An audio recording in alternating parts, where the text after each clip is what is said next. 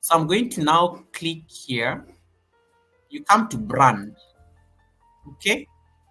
Then you scroll down on brand. In this part written brand color, you need to change this thing. So you click on this thing written brand color. Then you come to this thing, this line. I want to now bring my purple brand colors. Are you seeing that it has changed just by a click? And I can even make, there's a certain shade of purple that has to be my brand. It's normally this dark shade. Look at everything on the chart has changed to purple, including the banner down there. So that's how you change the brand color.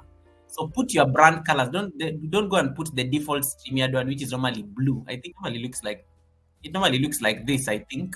So all of you tend to have this color on StreamYard, which is like very basic. So get your brand colors. If your favorite color is yellow, you can change it into yellow and the chart will change into yellow. If it is red, like it will change into red. If it is purple like me, it will change into purple like that. And then you save it. It's very automatic. It's just a click.